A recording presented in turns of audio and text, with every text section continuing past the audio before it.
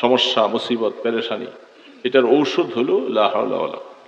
এটা আল্লাহ রাসূল বলছেন, বেশি বেশি করে পড়বো, পারবো না, এটা ঔষধ আল্লাহ তরফ থেকে দিয়েছে, কানজুম মিন কুনুজিল জান্নাহ, এটা আমল। এ বাবা, আল্লাহকে ডাকবা, আল্লাহকে মহব্বত করবা, নিরিবিলি বসে বসে মাওলাকে ডাকবা। সারাদিনের মধ্যে আল্লাহকে কতবার ডাকছি, সময় পাই না, ঠিক না? সময় পাই না। নিরিবিলি বসো, মাওলার মতো আপন কেউ নাই বাবা, কেউ নাই মাওলার মতো। নিরিবিলি বসে বসে মাওলাকে ডাকো, একটা তসবিহ হাতে নাও, চুপচাপ বসে বসে মাওলা, ঘরের কোনায় আসো, মসজিদের কোনায় আসো, দোকানে বসে বসে আড্ডা দেওয়ার থেকে মসজিদের বারান্দায় বসে বসে তসবিহ পড়ো, দেখবা মজা কাকে বলে। আরে বাবা, মজা লাগাইতে হলে তো একটু মজাওয়ালার সাথে সম্পর্ক লাগাইতে হবে। একটু ডাকেন, আপনার নাতি দাদু দাদু দাদু দাদু বলে ডাকতে থাকে, আপনার ছেলে আব্বু বলে বলে ডাকতে থাকে, কি মায়া লাগে, লাগে কি লাগে না? কেউ যদি বলে মায়া লাগে না, বোঝা গেল যে আপনি রাসূলের হাদিসের উপরে আমল নাই। ছোট বাচ্চাদেরকে মায়া করেন না, দাদু নাতি কি মায়ার, আল্লাহ রসুল দেখাই দিছে নাতির সাথে দাদা নানার কি সম্পর্ক, কি ভালোবাসা। তো আপনার দাদি, আপনার ছেলে আপনাকে এত সুন্দর করে ডাকে, আপনার কাছে মায়া লাগে, তার জন্য কিছু না নিয়ে আপনি আসেন না, চকলেট হোক যেটাই হোক একটা নিয়ে আসতে হবে, গেলি তো আমাকে বেড়াইয়া ধরবে এত। আল্লাহ পাক বলে, গোলাম তুই আমাকে এরকম যখন ডাকবি, তোর নাতি আর তোর বাচ্চাটা যেমন তোর কাছে মায়া লাগে, আমি আল্লাহ তোমাকে এরকম মায়া লাগাই। याद हका आमुद गजाए रोहेरा मरहम आमुद दिले मजरूहेरा। যাদের দিল শক্ত হয়ে গেছে, কঠিন হয়ে গেছে, তারা আল্লাহর জিকির করো, নিরিবিলি বসে বসে মাওলাকে ডাকো, দেখবা তোমার এই ক্ষত বিক্ষত দিলটা এটা সুন্দর আল্লাহর নূর দিয়া পড়ে যাবে। हम गुनाहगार और तू गफ्फारो है, हम बरे आइबू से तू सत्तारो है, आजिज़ी हम जुर्महा करदा बसे निस्तिमारा गायरे तू दीगर कसे। আল্লাহ তুমি ছাড়া আমার আর কেউ নাই। আল্লাহকে সত্যিকার যদি আপন বানাইতে হয় এটাই মনে আসতে হবে। যত কিছু দেখতেছি, ছেলে মেয়ে বাবা বন্ধু বান্ধব, এরা আসলে আমার তেমন আপন না, কারণ মরার পরে এরা আমার কিছু করবে না। আর এখন মরে গেলেই তো দেখবেন কতক্ষণ পর্যন্ত ঘরের মধ্যে থেকে ভয় পায়, তাড়াতাড়ি লাশটা বাইর করে রাখো, ওই মসজিদ থেকে খাটটাই না বাহিরে বাইরে চাটাই দিয়া কিছু দিয়ে বাহিরে রাখো, কারণ ঘরে রাখা যায় না। ঘরওয়ালারা বাচ্চারা সবাই ভয় পায়, কি এই ঘর বানাইলা এত কষ্ট করে এত সুন্দর করে, বিদেশ থাকছো, কামাই করে আনছো, লক্ষ লক্ষ টাকা পাঠাইছো, বানাইছো, এখন মরে গেছে, এখন ছেলের বাচ্চারা ভয় পায়, তাড়াতাড়ি খাটাই না বাইরে নিয়ে আসছে। এটার নামই দুনিয়া। দুনিয়া বেওফা, বেওফা। আল্লাহ পাক বলতেছে, বান্দা আমাকে আপন বানাও, তোমার দুনিয়াতে মৌত আমি হব, কবরে আমি হব, হাসরে আমি হব, পুলসেরাতে আমি হব, সব জায়গায় আমি তোকে পার করে দিব। আল্লাহ পাককে আপন বানাই দাও। দোস্ত, কাকে আপন বানাইতেছি? तू हम गर्दन अज हुक्मे दावर मपेश के गर्दन न पेचत जे हुक्मे तू हे। দোস্ত, কথা বেশি বলবো না, আপনারা আরাম করেন। এই যে এই বছর বন্যায় ইউটিউবে দেখাইছে যে কি বন্যার হালাতটা গেল,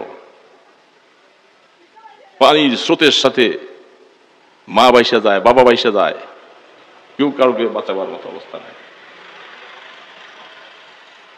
কেউ বাঁচাবার। বাবা মারা গেছে, কি করবে, ওই কলা গাছ একটার মধ্যে উঠাইয়া দিছে বাসায়। এই তো হায়াত, এটা জিন্দিগির আমার চোখে দেখার মধ্যে। এগুলা দেখেও কি একটু হাসিল করি না? দোকানে বসে বসে আড্ডা মারে, আহা কত সময়, এখন বুড়া হয়ে গেছে, এখন কি দোকানে বসে থাকার সময় আছে?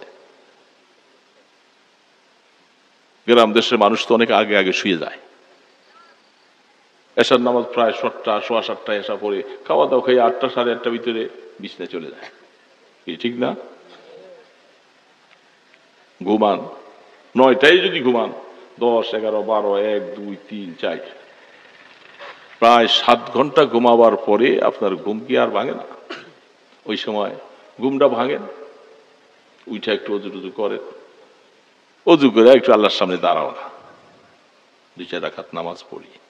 বাবা নামাজ পড়ে সূরা ফাতিহা একবার পড়েন, কুল হুয়াল্লাহ 3 বার পড়েন বা 10 বার পড়েন, দুরূদ শরীফ পড়ে আল্লাহর কাছে কয়েকটা দিন করেন, দেখবেন যে চোখের পানি আসতে থাকবে, দিলটা নরম হয়ে যাবে। আল্লাহ পাক বলে দেবে, ও গোলাম, এই রাত্রে সব মানুষ ঘুমাইয়া রয়েছে, তুই উঠলি কেন? কেন উঠছস? আমার মায়ায়। দেখবেন চোখে পানি ছাড়বে, নিজের গুনার কথা স্মরণ হবে, চোখে পানি ছেড়ে দেবে। যখন চোখে পানি ছাড়বে, এ আমার দোস্ত ভাইয়েরা আমার, তুমি মনে মনে আশ্বস্ত হও যে আল্লাহর রহমত আমার দিকে নাজিল হইতেছে। না তোমার চোখে পানি ছাড়তো না। যখন চোখে পানি ছেড়ে দিছে, বুঝবেন যে আল্লাহর রহমত আসতেছে, গুনাহ মাফ হওয়ার ব্যবস্থা হইতেছে। কি চাবো আল্লাহর কাছে, ব্যবস্থা আল্লাহ করবে, ব্যবস্থা আল্লাহ করবে। করতে চাই না তো বাবা, এগুলো করতে চাই না, শুধু কাল গল্প করে করে হায়াত কাটাইতেছি, দুনিয়ার ব্যস্ততা দেখায় দেখে হায়াত কাটাইতেছি। একটু উঠো উঠো উঠো, খোদার বান্দা, রাত্রি একটু উঠো, শেষ রাত্রে উঠো, দেখবেন আপনি যে আল্লাহ আপনাকে কত মায়া করে। আল্লাহর জন্য আপনার কি মায়া লাগবে। আরে বাবা, আল্লাহর জন্য মায়া না লাগবে তাহলে কেমন গোলাম হইলাম? আমি কি গোলাম হয়েছি? আমি আল্লাহর জন্য মায়া লাগে না আমার। মায়া তো আল্লাহ কি করবো, কাকে করবো? আর এই জন্য আল্লাহকে মায়া করা দরকার। বারবার দেবে, ডাকতে থাকবো, লা ইলাহা ইল্লাল্লাহ, লা ইলাহা ইল্লাল্লাহ, লা ইলাহা ইল্লাল্লাহ, মুহাম্মাদুর রাসূলুল্লাহ। মদিনার নবীর জন্য মায়া লাগে না? যিনি আমাদেরকে ঈমানের উপরে হায়াত দিলেন, সবাই বলি আলহামদুলিল্লাহ। যারা দূরে বসে আলোচনা শুনতেছেন, সবাইকে অনুরোধ করব, নেককারদের সাথে বসেন, উলামায়ে কিরামদের সাথে বসেন, এই প্যান্ডেলে এসে বসেন, অনেক সওয়াব হবে।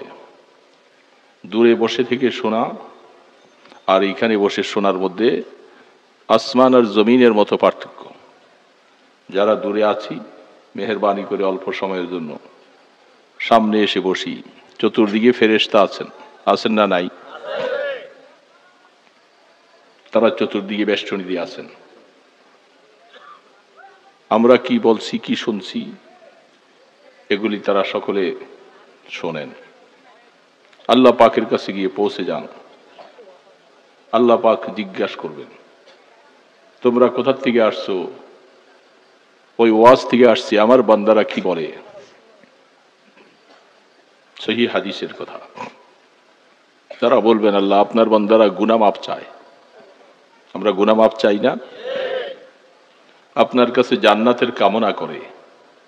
আমাদের সকলের অন্তরের মধ্যে জান্নাতে যাওয়ার আশা আছে না নাই? আল্লাহ সুবহানাহু ওয়া তাআলা বলেন, তোমরা সাক্ষী থাকো, আমার বান্দাদেরকে আমি মাফ করে দিলাম। তারা সে যে জান্নাতের আশা করছে, আমি তো জান্নাত তাদের জন্য বানিয়েছি, আমি কিয়ামতের ময়দানে তাদেরকে জান্নাতের মালিক বানিয়ে দেব। পাশাপাশি রাসূল করিম সাল্লাল্লাহু আলাইহি সাল্লাম বলেন, ওয়াহুম কওমুল লা ইয়াশকা জালিসুহুম, যারা ওয়াজ শোনার জন্য আসছিল না, পাশে তারা যাচ্ছে, ওয়াজের কথা বা ওয়াজ দেখে তারাও আইসা কিছু সময়ের জন্য বসলো।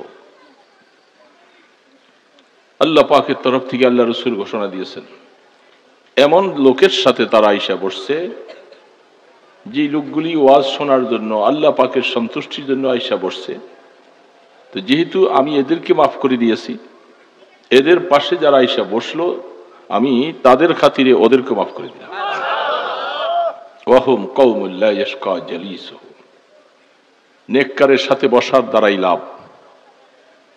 যদি আমি তাদেরকে মাফ না করি, তাহলে আমার এই বান্দাগুলি যেগুলি আমার উদ্দেশ্যে বসছে, তাদেরকে লজ্জা দেওয়া হয়। এই জন্য তাদের ইজ্জতের খাতিরে আমি ওদেরকে মাফ করে দিয়েছি। তাহলে মজলিসে এসে বসার দ্বারা লাভ না লস? অনেক লাভ। আমরা এই পৃথিবীতে একদিন ছিলাম না, মাঝখানে আসছি, আবার চলে যাব। থাকার জন্য আসছি না যাওয়ার জন্য আসছি? এজন্য অল্প সময় কিছু কথা, আমি যে আয়াত পড়েছি, অগণিত অসংখ্য হাদিসে পাক থেকে ছোট্ট একখানা হাদিস তেলাওয়াত করেছি। আল্লাহ সুবহানাহু ওয়া তাআলা তৌফিক দিলেন, অল্প সময় যেন কিছু কথা আখিরাতকে সামনে রেখে বলতে পারি, ওয়া তৌফিক ইল্লা বিল্লাহ, সমস্ত তৌফিক দেওয়ার মালিক আমার আল্লাহ। এই জন্য আমরা এই কথা বিশ্বাস যে আমরা থাকবো না, একদিন যাওয়া লাগবে, তো যেতে হলে কিছু লাগবে, কিছু লাগবে না? বাজারে খালি হাতে গেলে সদাই পাওয়া যায় না। বিশাল যে দেশে রওনা দিব আমরা, সেই দেশ থেকে আর ফিরে আসা যাবে না। এই কথা এত বাস্তব, দুনিয়ার মধ্যে এর থেকে বাস্তব আর নাই। সমস্ত মানুষকে চলে যাওয়া লাগে। হাদিস শরীফের মধ্যে আল্লাহ রাসূল বলেন, আব্দুল্লাহ ইবনে ওমর রাদিয়াল্লাহু তাআলা আনহু বলেন, আমাকে আল্লাহ রাসূল কাছে ডেকে নিয়ে আদর করে আমার কাঁধের মধ্যে হাত রাখছে, রেখে আমাকে বলতেছে, আব্দুল্লাহ কুন ফিদ দুনিয়া কান্নাকা গরীব আও আবিরুস সাবিল। হে আব্দুল্লাহ, দুনিয়ার মধ্যে যতদিন তুমি থাকবা, তুমি এমন ভাবে থাকো যে তুমি একজন গরিব মানুষ, অসহায় মানুষ, আর অথবা পাশাপাশি তুমি মনে করো আমি একজন রাস্তার পথিক, মুসাফির। মুসাফিরের অবস্থা, সে কোথাও দীর্ঘ সময় বসে থাকে না, যেহেতু তার গন্তব্য অনেক দূরে। কিছু সময় বিশ্রাম করার জন্য অপেক্ষা করে, আবার তাড়াতাড়ি চলে যায়, যেহেতু তার গন্তব্য দূর। আল্লাহ রাসূল হযরত আব্দুল্লাহ ইবনে ওমরকে বলে দিয়েছে, দুনিয়ার মধ্যে এইভাবে থাকো, যেহেতু এটা তোমার ক্ষণস্থায়ী জায়গা, আসতে হবে। যদি কোনো মানুষ এই কথা চিন্তা করে যে আমাকে চলে যেতে হবে, তাহলে সেখানে বেশি আড়ম্বনা কিছু করে না। কিন্তু আমাদের দুনিয়ার হালাত, হাদিসগুলি খোলেন, বুখারী শরীফ খুলে দেখেন, বিভিন্ন হাদিসের মধ্যে যা বর্ণনা পাওয়া যায়, আসলে আমরা ম্যাক্সিমাম কেন মানে হাজারের মধ্যে 990 জন সকলে আমরা দুনিয়াটাকে বেশি আপন বানিয়েছি। বলেন ঠিক না ব্যাঠি? দুনিয়াকে বেশি আপন বানিয়েছি। রাসূল পাক সাল্লাল্লাহু আলাইহি সাল্লাম বলেন, বান্দা তুমি দুনিয়াকে এত আপন করলা, সেই কারণে দুনিয়ার জন্য বেশি ব্যস্ত। আমার বাড়ি গাড়ি ঘর সংসার কত সুন্দর হবে সেই নিয়ে যে ফিকির করি, আমি কি আখিরাতের জন্য এর 1000 ভাগের 1 ভাগ ফিকির করি? আমরা শুধু মনে করতেছি একটু নামাজ পড়ি, বাস নামাজটুকু শেষ, তাড়াতাড়ি করে দুনিয়ার কাজে লেগে যাই, আর হাজারো মানুষ নামাজটাই পড়লাম না। সংখ্যায় বেশি না কম? যারা নামাজ পড়ে না তাদের সংখ্যা বেশি না কম? অনেক বেশি। মাইকের আওয়াজ শোনা যাচ্ছে, তারাও শুনতেছেন। আমরাও এই হালাতের ভিতরে আছি। আমাদেরও মনটা সবসময় যেন নামাজে যখন আমরা দাঁড়িয়ে যাই, এটাকে গা সারার মতো কোন রকম তাড়াতাড়ি আদায় করে মনটা দোকানের দিকে ব্যস্ত হয়ে যায়, ঠিক না? সাহাবায়ে কেরাম দেখেন, আল্লাহু আকবার, একজন সাহাবী খুব বলিষ্ঠ, শক্তিশালী, অনেক তার শক্তি, তার নাম সালমা ইবনে আকওয়া। তিনি এখনো ইসলাম গ্রহণ করেন। খুব শক্তি, এত বলিষ্ঠ। রাস্তা দিয়ে যাচ্ছে, পাশে পাহাড়, পাহাড়ের পাদদেশ দিয়ে যাচ্ছে, হঠাৎ করে নজর করে দেখে যে একটা বাঘ একটা হরিণকে শিকার করেছে, হরিণটাকে কামড় দিয়ে। হযরত সালমা রাদিয়াল্লাহু তাআলা আনহু, তিনি খুব সাহসী এবং বলিষ্ঠ মানুষ, দৌড়াইয়া যে বাঘটাকে এমন জোরে কয়েকটা ঘুষি দিয়েছে, ঘুষি দিয়া বাঘের মুখ থেকে হরিণটাকে ছুড়ে দিয়েছে। হাদিসের কথা বলতেছি। এবং এই সালমা এমন একজন সাহাবী যার বুখারী শরীফে তার রওয়ায়াত তার নামে, এবং যিনি ওই সাহাবী হুদায়বিয়ার সন্ধির সময়, হুদায়বিয়ার মধ্যে একটা সন্ধি হয়েছিল, মক্কা বিজয়ের আগে প্রায় 1500 সাহাবী নিয়ে রাসূল ওমরা করার উদ্দেশ্যে রওনা দিয়েছে। আল্লাহ রাসূল স্বপ্নে দেখলেন যে আমি ওমরা করব। বহুদিন পর্যন্ত মক্কা শরীফ থেকে চলে আসছে, বলেন তো মনটা কেমন টানে? যারা আমরা বাইতুল্লাহ গিয়েছি আছেন নাকি এখানে? আছেন কেউ? হজ করে আসার পরে আপনার কি সেদিকে মন টানে না আর যাইতে মনে চায় না? বারবার কি বলে, বারবার যাইতে মনে চায়। আপনার আর আমরা কয় পয়সার মানুষ, আমাদের একবার আসলে আবারও যাইতে মনে চায়। রাহমাতুল আলম যিনি বাইতুল্লাহর পাশটা ছেড়ে যাওয়ার সময় বলছিলেন, এ বাইতুল্লাহ, আমি তোমাকে ছেড়ে যেতাম না যদি এই দেশবাসী আমাকে এখান থেকে বের করে না দিত। বাইতুল্লাহ ঘরের দিয়ে দেখে দেখে রাসূল কাঁদছে, মায়া কত। সেই বাইতুল্লাহ আসার জন্য তিনি স্বপ্নে দেখলেন যে আমি বাইতুল্লাহ তওয়াফ করতেছি। নবীদের স্বপ্ন ওহী। নবীদের স্বপ্ন কি বাবা? আমি কিছু ভাঙ্গা কথা বলি, আমার কথা বুঝতেছেন তো? আমরা অত টাইনা আওয়াজ করি না, টাইনা অনেক লম্বা, অনেকে পারে, আমরা পারি না। আমাদের কথাগুলি ভাঙ্গা, এবং ভাঙ্গা কথাগুলি তাড়াতাড়ি বোঝানো যায়, তাড়াতাড়ি বলাও যায়। ছন্দ মিলাইয়া টানতে টানতে অনেক সময় লাগে, তখন কথা আসল বাদ দিয়া তখন নকল কথাও ঢুকে যায় মাঝখানে, কারণ সুরটা মিলাইতে যাইয়া নকল কথাও ঢুকে যায়। নকল কথা বুঝতেছে তো? যেই কথার শরীয়তে হাদিসে প্রমাণ নাই, এমন কিছু কথা ঢুকে যায়। আল্লাহু আকবার। এই জন্য নবীদের স্বপ্নটা ওহী। বুখারী শরীফে হাদিস আসছে, নবুয়তের 46 ভাগের 1 ভাগ হলো স্বপ্ন। বলেন সুবহানাল্লাহ। নবুয়তের বলেন 46 ভাগের 1 ভাগ হলো স্বপ্ন। তার কারণটা কি? যে আল্লাহর হাবিব যখন তিনি নবুয়তের জন্য কোরআন প্রথম নাজিল হলো, তার 6 মাস আগ পর্যন্ত তিনি কেবল ভালো ভালো স্বপ্ন দেখতেন, এখনো নবুয়তের প্রকাশ হয়নি। 6 মাস পর্যন্ত কি দেখতেন? স্বপ্ন দেখতেন। তা আল্লাহ রসুলের নবুয়ত পাওয়ার পরে 40 বছরে নবুয়ত পাইলেন, হায়াত পাওয়ার পর্যন্ত কত বছর? 23 বছর। 40 আর 23 কত?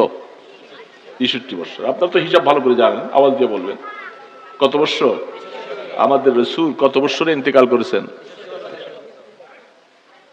তাহলে নবুয়ত পাওয়ার পর থেকে দুনিয়াতে রাসূল হায়াতে বেঁচে ছিলেন, ওহী আসছে, কোরআন আসছে কত বছর?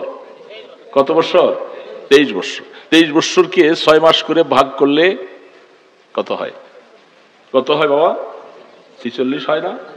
6 মাস করে 23 কে ভাগ পূরণ দিলে 46 হয়। এখন বুঝে আসছে যে নবুয়তের 46 ভাগের 1 ভাগ হলো স্বপ্ন। হিসাব বুঝছেন তো? নবুয়তের 46 ভাগের 1 ভাগ। তো আল্লাহ রসুল তিনি স্বপ্ন দেখতেন। তো তেমনি ভাবে তিনি মদিনা শরীফ যাওয়ার পরে তিনি একদিন স্বপ্নে দেখলেন যে আল্লাহ রসুল স্বপ্ন দেখলে সকালবেলা সাহাবায়ে কেরামদের কাছে বয়ান করতেন। সাহাবায়ে কেরাম তারা যদি কিছু স্বপ্ন দেখতেন, তারা রসুলের কাছে বলতেন। আমরা কি স্বপ্ন দেখি কি দেখি না? দেখেন না? আমাদের স্বপ্নটা 2 রকম হয়। একটাকে রুইয়ায়ে সালেহা বলা হয়, নেক স্বপ্ন, ভালো স্বপ্ন। আরেকটাকে আদগাসে আহলাম বলা হয়, যেগুলি শয়তান থেকে আসে, ধারণার থেকে আসে, চিন্তার থেকে আসে, যেটাকে সবসময় চিন্তা করতে থাকি, রাত্রে শুইলে ওটা স্বপ্নে দেখি। কি ব্যাপার, ঠিক না ঠিক বলেন? এই জন্য আল্লাহর হাবিব ফরমান, যখন তুমি দিনে হোক বা রাত্রি হোক যখন স্বপ্ন দেখবা, মনে রাখবেন কথাগুলি সবসময় আসে না সবসঙ্গে। যখন তুমি স্বপ্ন দেখবা, দেখবা যে স্বপ্নটা তোমার কাছে ভালো লাগে না মন্দ লাগে, খারাপ আজে বাজে স্বপ্ন যদি দেখো, তুমি যে দিকে শুইছিলা এর থেকে অন্য দিকে পাল্টে যাবা, বাম দিকে 3 বার একটু থুতু ফেলবা, লা হাওলা ওয়ালা কুওয়াতা ইল্লা বলবা, তাহলে এই খারাপ স্বপ্ন তোমার কোনো ক্ষতি করতে পারবে না।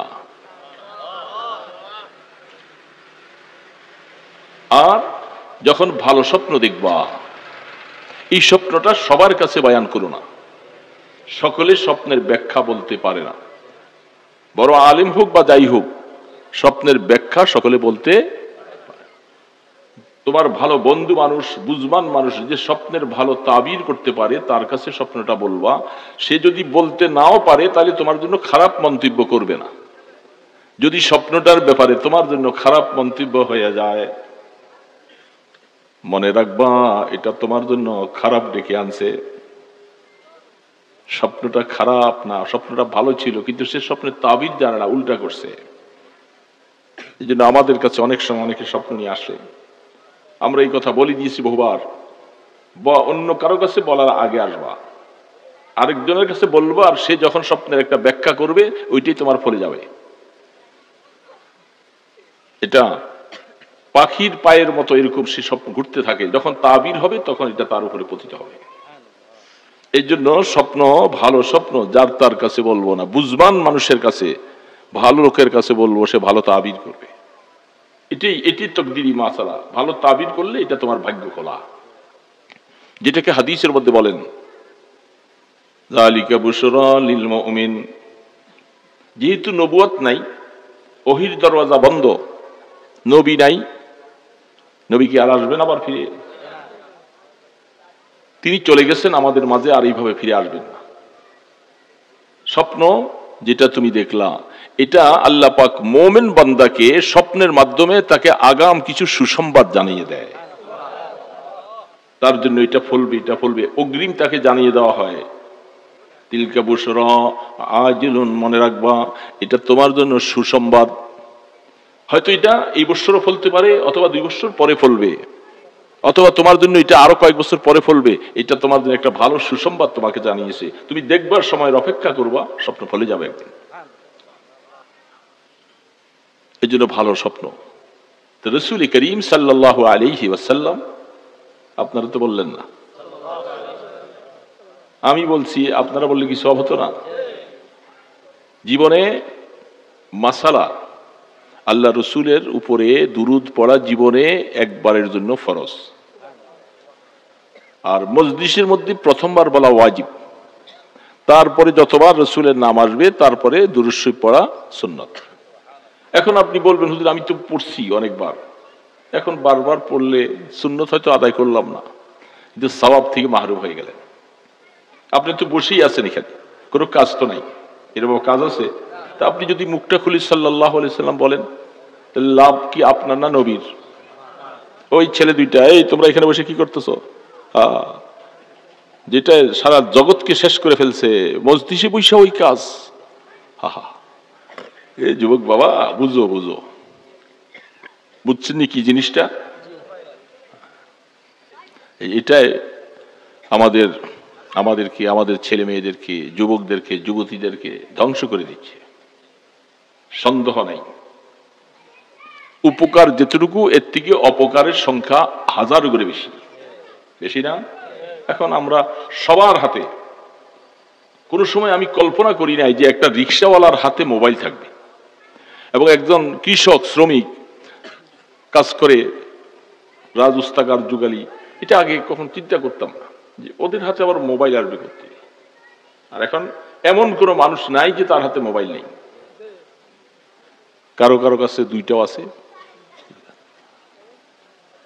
তো মোবাইল আসতে আসতে যখন শুনতাম যে এমন মোবাইল আসবে, এটা মানুষ যে কথা বলে তার চেহারা দেখা যাবে, আমি যখন এটা শুনছি, শোনার পর আমার কাছে অবাক লাগতেছে, বলে কি আরে এটা কি কয়।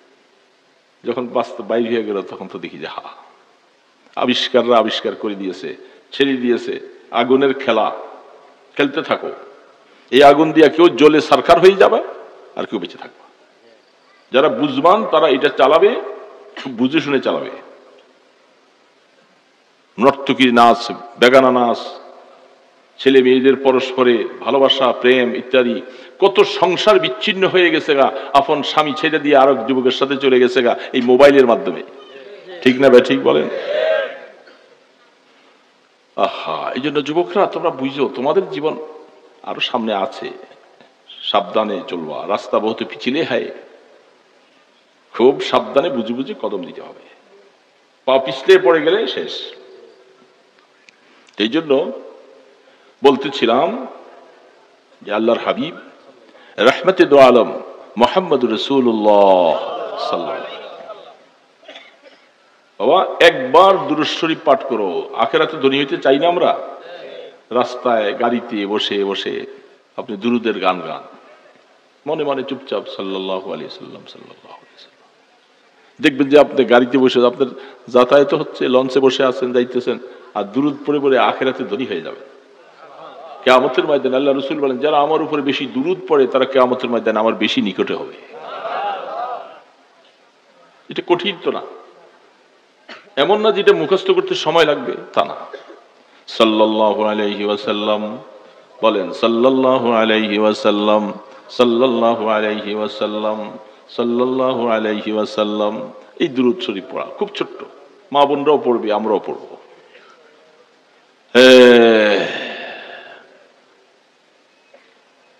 আল্লাহু আকবার, আল্লাহু আকবার। তো বলতেছিলাম যে বাবা আল্লাহর হাবিব এই স্বপ্ন দেখলেন, সাহাবায়ে কেরামকে বললেন, শোনো আমি স্বপ্নে দেখেছি আমি বাইতুল্লাহ জিয়ারত করতেছি, আল্লাহর ঘর তওয়াফ করতেছি। সাহাবায়ে কেরাম যেমন অবস্থাটা কেমন হলো, যেমন আগুনের মধ্যে একটু ঘি ঢালাই দিছে, এমনিতেদের ভিতরে আগুনের মতো হাহা, বাইতুল্লাহ যাইতে পারি না, বাইতুল্লাহ যাইতে পারি না, চলে আসছি সেখান থেকে। যেখানে আল্লাহকে দেখা যায় না, কিন্তু আল্লাহর বাইতুল্লাহ যারা তওয়াফ করে তারা মনে করে যেহেতু আল্লাহকে দেখা যাবে না, কিন্তু ওই বাইতুল্লাহ তওয়াফ করলে আল্লাহর কুদরতের কথা স্মরণ হয়। তওয়াফ করে বারবার করে আমরা কাকে চাই? ইল্লাম তারহাম মাইয়ারহাম ইয়া আরহামার রাহিমিন। আল্লাহর বান্দা তওয়াফ করতেছে আর এটা পড়ে বারবার।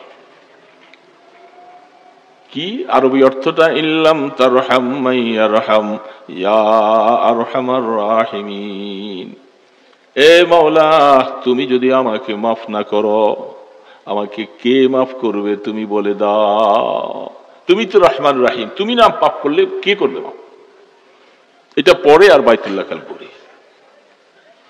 আরেকজন বলতেছে, আমি এটা শোনার পরে আমার কাছে এত ভালো লাগতেছে, কত দোয়াই তো আছে তো অফের সময়, এত দোয়া অনেকে জানেও না, মুখস্থ জানে না, কিন্তু সে বলে আমার কাছে এটা ভালো লাগছে, আমিও তো অফ করতেছি আর এটা পড়তেছি।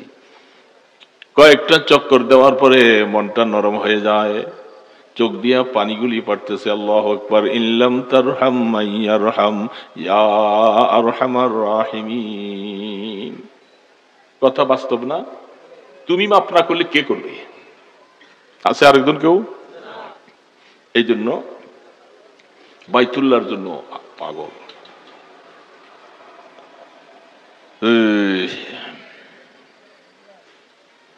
সাহাবায়ে কেরাম খুশিতে বাগবাগ, যেহেতু রসুল দেখছে স্বপ্ন, বাইতুল্লাহ তওয়াফ করতেছে, যা বেটা সবাই। এই জন্য ওই জন্য হইতে হইতে সাহাবায়ে কেরাম সবাই তৈয়ার, ইয়া রাসূলুল্লাহ আমরা যাব। হইতে হইতে লোক সংখ্যা সাহাবায়ে কেরাম, কোন কোন রাওয়ায়াতে লেখে 1500, 1400, 1600, এর মধ্যে বিভিন্ন মত। 1500 সাহাবী তৈয়ার হয়ে গেছে, ওগো আল্লাহ রাসূল যাব। আহা, রাহমাতে দো আলম সাহাবায়ে কেরামদের আগ্রহ দেখে তিনিও প্রস্তুত নিয়েছেন, অমুক দিন অমুক সময় সকলে ইহরামের কাপড় লও, আমরা বাইতুল্লাহ তার জুল হুলাইফায় ইহরাম পরেছে, সাথে কিছু কোরবানির জন্য জানোয়ার সাথে নিচ্ছে, আমরা করব আর কোরবানি করব। কাফের মুশরিকেরা শুনছে যে মুহাম্মদ 1500 লোক নিয়ে বাইতুল্লাহ আসবে, এদেরকে তো কিছুতেই বাইতুল্লাহ ঢুকতে দেওয়া হবে না। এই শুরু হয়ে গেল। লম্বা হাদিসের পৃষ্ঠাগুলি খুলে দেখেন, বুখারীতে রওয়ায়াতগুলি আছে, তারা দিবে না দিবে না দিবে না। এরাও বিশাল দল বহল লইয়া হুদাইবিয়া নামক জায়গার মধ্যে যাওয়ার পরে আল্লাহ রাসূল সেখানে তাবু করলেন, সাহাবারা সকলে। এখন সেখানে পানি নাই, একটা কুয়া আছে, সে কুয়াটা পানি নাই, সামান্য। রাহমাতে দো আলম বলছেন, এতগুলি সাহাবী তোমরা কি খাবা, কেমনে পানি পাইবা? একটা তীর নিয়ে বলে যে কুয়াটার মধ্যে রাসূল হাতে ধইরা দিয়েছেন, ওইটা ওর মধ্যে গাড়িয়ে দাও, বাস। এই যে পানি উঠা শুরু হলো, সাহাবায়ে কেরাম তৃপ্তি সহকারে পানি খাইতেছে, গোসল করতেছে, পানি আর শেষ হয় না।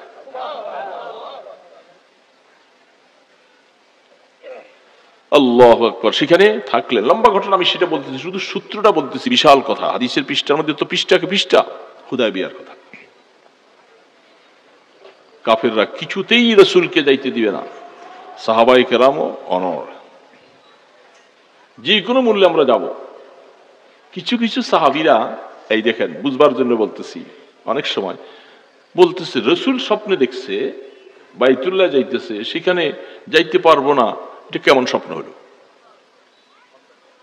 একটু দুর্বল ইমানওয়ালারা একটু কিছু কিছু, এটা কেমন হলো? আর যারা সবল ইমানওয়ালা তারা বলতেছে না।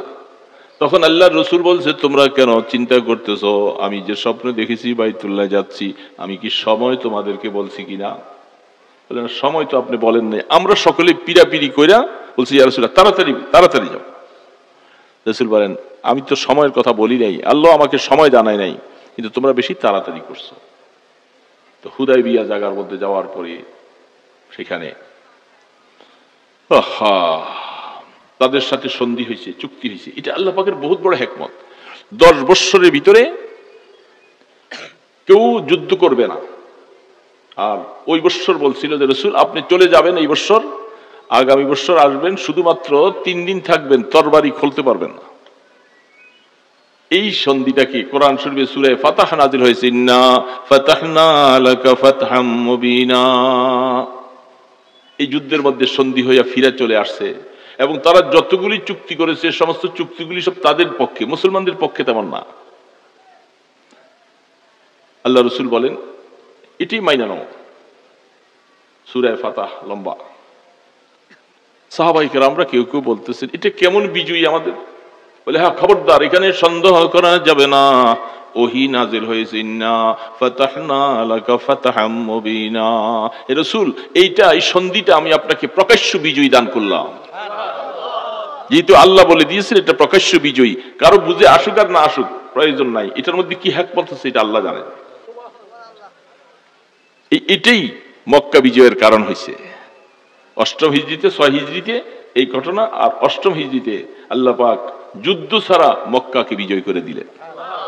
লম্বা ঘটনা। তো সেইখানে যখন সাহাবায়ে কেরাম হযরত উসমান গনি রাদিয়াল্লাহু তাআলা আনহুকে মক্কায় পাঠাইছিলেন, যাও খবর লয়ে আসো, তো সেইখানে একটা কথা শোনা হয়েছিল যে উসমান রাদিয়াল্লাহু তাআলা আনহুকে তারা হত্যা করে ফেলছে। এই কথাটা শোনার পরে রাসূল বলতেছেন, আমার উসমানকে হত্যা করছে, আমি এখান থেকে এখন তার প্রতিশোধ না নিয়া, তাদের সাথে যুদ্ধ না করে আমি ফিরে যাব না। এই তখন সাহাবায়ে কেরামরা রাসূলের হাতে হাত দিয়া বায়াত গ্রহণ করেছেন। এই সেখানে এই যে আমাদের মধ্যে পীর মুরিদের বায়াত হয়, এই বায়াতের সিলসিলা ওইখান থেকে শুরু হয়েছে। সুবহানাল্লাহ। ইউবাইউনাকা, আল্লাহ পাক বারবার বলতেছেন। তখন আল্লাহ রাসূল এই যে তাদের হাতে হাত দিয়া বায়াত নিয়েছিলেন, বায়াত লাল মউত, সকল সাহাবায়ে কেরাম বলছেন যে আমরা জীবনটা থাকতে এর প্রতিশোধ নিব। আমার ভাই উসমানকে নির্দোষভাবে তারা এইভাবে হত্যা করে ফেলছে, আমরা তার প্রতিশোধ নিব, আমরা মক্কায় পৌঁছবই। ওই সময় যিনি বায়াত করতে আসছিলেন, বায়াত করার মধ্যে এই সালমা ইবনে আকওয়া, যার কথাটা বলতে যায় আমি একটু কিছু ভূমিকা বললাম, ওই সালমা রাদিয়াল্লাহু তাআলা, মনে হয়েছে এখন কথাটা?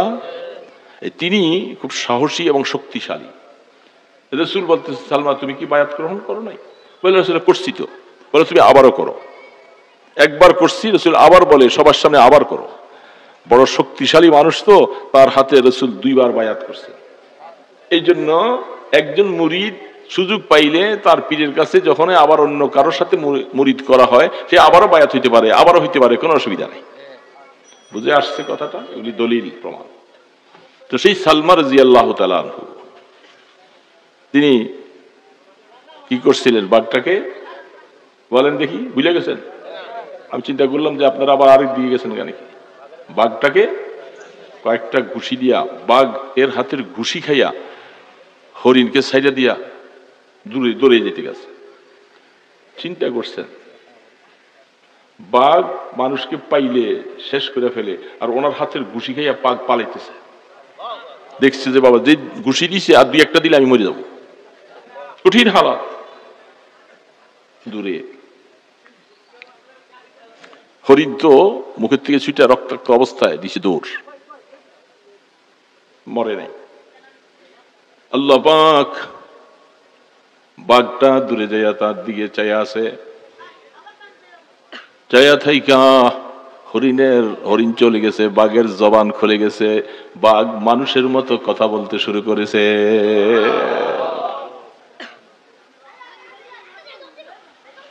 أنت الشفيع الذي ترجى شفاعته أنت الشفيع الذي ترجى شفاعته على الصراط إذا ما زلت القدم আল্লাহু আকবার বলে। এই জন্য বলে যে আল্লাহ আমি ওই শফিউল মুজনিবিন হাবিবে কিবরিয়া সরকারে দো আলম মাহবুবে খোদা ইমামুল আম্বিয়া মুহাম্মদুর রাসূলুল্লাহ সাল্লাল্লাহু আলাইহি সাল্লামের কাছে আমি এই আরজুটা রাখবো, কিয়ামতের ময়দানে যখন পুলসিরাতের দিকে রওনা দিব আর পাটা পদস্খলন হয়ে যাবে, যাইতে পারবো না, ওই সময় ওগো রাসূল আমি আপনার সুপারিশ কামনা করি। আপনারা করেন, চান না সবাই? এটি বলতেছিলেন শাইখুল হাদিস হযরত মাওলানা জাকারিয়া রাহমাতুল্লাহ আলাইহি কথা বলছিলেন। বাঘ দূরে যাইয়া মানুষের মতো আরবি ভাষায় কথা বলে। ওই দেশ আরব দেশ, কথা বলতেছে কোন ভাষায়? হযরত সালমা রাদিয়াল্লাহু তাআলা আনহুর নাম ধরে বলে, হে সালমা। বাঘেরে কে জানাইলো যে উনি সালমা ইবনে আকওয়া, আকওয়ার বেটা হযরত সালমা। হযরত সালমা রাদিয়াল্লাহু তাআলা অবাক, আরে বাঘ মানুষের মতো কথা বলে, কি ব্যাপার? আবার আমার নাম ধরে বলতেছে। কারবারটা উপরের থেকে চলছে, কোত্থেকে? মাইয়াহদিল্লাহু ফাহুয়াল মুহতাদ, আল্লাহ যাকে হেদায়েত দেয় সেই হেদায়েত পায়। আর হেদায়েত যদি আল্লাহ কাউকে যদি না দেয়, হাজারো মানুষ চেষ্টা করবে, সে হেদায়েত পাবে না। এই যে দেখেন না আমাদের দেশে কত হিন্দু, বৌদ্ধ, খ্রিস্টান, কত জাতি আছে, তারা ওয়াজ শুনে, মসজিদের আজান শুনে, মুসলমানেরা ঈদের নামাজ পড়ে, জুমার নামাজ পড়তে যায়, কোরআন তেলাওয়াত করে, শুনে না? যদি হেদায়েত তাদের ভাগ্য থাকতো তারা হেদায়েতের পথে চলে আসত, কিন্তু হেদায়েত নাই নসিবে। আল্লাহ যাকে হেদায়েত দেন সে আসতে পারে। তো হযরত সালমা রাদিয়াল্লাহু তাআলা আনহু বলেন, আমাকে বাঘ আমার নাম ধরা বলতেছে, সালমা ইবনে আকওয়া, তুমি আমার মুখের থেকে আল্লাহ আমাকে একটা রিজিক দিছিল, হরিণটাতে আমার রিজিক। তোমাদের যেরকম আল্লাহ রিজিক দিছে, আমাকে তো বাঘ হিসাবে আমার রিজিক দিছে। রিজিক দেয় না আল্লাহ পাক? প্রত্যেকটা জিনিসকে আল্লাহ রিজিক দেয়। একটা হয়তো একটার মাধ্যমে আমাদেরকে গরু জবাই করে, বকরি জবাই করে, এদের জীবন বিসর্জন দিয়ে আমাদেরকে রিজিক দিছে। মাছের জীবন বিসর্জন দিয়ে আমাদেরকে মাছ খাওয়ায়, একটা মুরগির জীবন শেষ করে দিয়ে আমাদেরকে মুরগি খাওয়ায়। এটা আল্লাহ পাকের কুদরত। কিসি মুরগে দর কাফে কিসমত খোরাক। শেখ সাদি রহমতুল্লাহ আলী বলেন, জঙ্গলের মধ্যে, গহীন জঙ্গলে সি মোরগ আছে। এই সি মোরগ এটা এমন একটা অদ্ভুত জানোয়ার, এত বড়, দৈনিক তার খোরাক হইল 60টা হাতি। সুবহানাল্লাহ। শেখ সাদি রহমতুল্লাহ আলী বলেন, আল্লাহ ওই সি মোরগটাকেও আল্লাহ তার রিজিক ব্যবস্থা করে। আমরা তো রিজিকের জন্য পেরেশান, কোথা থেকে খাবো, কেমনে খাবো, কেমনে খাবো। আল্লাহ পাক বলে, বান্দা রিজিকের জিম্মাদার আমি আল্লাহ, তুমি রিজিক তালাশ করবার জন্য দৌড়াদৌড়ি করো না, না রিজিক তোমাকে তালাশ করে। রিজিক তোমাকে তালাশ করে। তুমি একটু মেহনত করো, চেষ্টা করো। দোকান বসাইয়া দিলেই ব্যবসা হয় না, দোকান দিলেই ব্যবসায়ী হয়ে যায়, লাভ হয়ে যায়। আল্লাহ পাক যাকে দিবেন এটার মধ্যে আল্লাহ একটা বরকত দেয়। আমাকে বলছে চেষ্টা করতে, আমি চেষ্টা করব। এই জন্য চেষ্টার পরে দেওয়ার মালিক কে? বান্দাকে চেষ্টা করতে বলছে। এই জন্য প্রত্যেকের রিজিক আল্লাহ পাক দিবেন, ঠিক জানোয়ারের রিজিক দিবে। নদীর মধ্যে কত অদ্ভুত অদ্ভুত জানোয়ার, এগুলো মাঝে মধ্যে দেখলে নজর হলে দেখা যায় বিভিন্ন জিনিসের মধ্যে যে কত বড় বড় বিশাল জানোয়ার, এগুলারও আল্লাহ খাওয়াইতেছে, পালতেছে। তো তাদেরকে আল্লাহ খাওয়ায়, এদের কি জায়গা জমিন আছে, ব্যবসা বাণিজ্য আছে? এদেরকে তো আল্লাহ খাওয়ায়। তা আমরা আল্লাহ পাকের গোলামি করতেছি, আল্লাহকে ডাকতেছি, আল্লাহকে সেজদা দিতেছি, আল্লাহ আমাদেরকে খাওয়াবেন না? ওয়া ইয়াতাওয়াক্কাল আলাল্লাহ ফাহুয়া হাসবুহু। আল্লাহ পাক বলে, গোলাম আমার গোলামি কর, তুই আমাকে সেজদা দে, আমার কথা মতো চল, তুই আমার উপরে ভরসা কর, তোর রিজিকের মালিক আমি আসমান থেকে পাঠাবো, তোর রিজিকের জন্য পেরেশান করা লাগবে না। আসলে একই তো দুর্বল, একই দুর্বল। আজকেও জোহরের পরে বসছি, লোকজন মানুষ খুব বিরক্ত করে, ঝামেলা। আমাদের মাদ্রাসার মাহফিল আগামী বৃহস্পতি শুক্রবার 2 দিন ব্যাপী আমাদের মাহফিল, এই জন্য আমি খুব ব্যস্ত। মাহফিলটা অনেক বড়। ওই যে আমাদের এক ছাত্র আছে, যে আপনাকে ওইখানে আমাদের এখান থেকে পড়ে আসছে, কি নাম জানি তোমার, আশরাবাড়ি, ওই যে বাবুরহাট মোড়ে তাকে বাড়ি, তারও অনেক আছে। আমাদের মাহফিলটা একেবারে 2 দিনে কমপক্ষে আমাদের এখানে 10,000 মানুষকে খাওয়ানো হয়। সুবহানাল্লাহ বলে, ওয়ালা ফাখরা আলাইহি, এটা আল্লাহর মেহেরবানি। মাহফিল শেষে প্রথম দিন প্রায় 4 থেকে 4,500 মানুষ, দ্বিতীয় দিন 5,000 5,500 মানুষ, তাদেরকে মাহফিল শেষে সুন্নত মতো দস্তর বিছাইয়া প্লেটের মধ্যে 4 জন করে বসে খাওয়ানো, বিরিয়ানি খায়। এতে প্রায় 8 থেকে 10 লাখ টাকা খরচ হয়। তো মাদ্রাসা এটা আল্লাহ পাক করাইছেন, অনেক টাকা ঋণ। আমাদের ওস্তাদদের 1 মাসে তাদের খানার টাকা সহ তাদের বেতন হলো 13.5 লক্ষ টাকা, 1 মাসে বেতন। এই 2টা মাস বেতন অল্প অল্প করে বেতন দিতে পারতেছি না, পেরেশানি।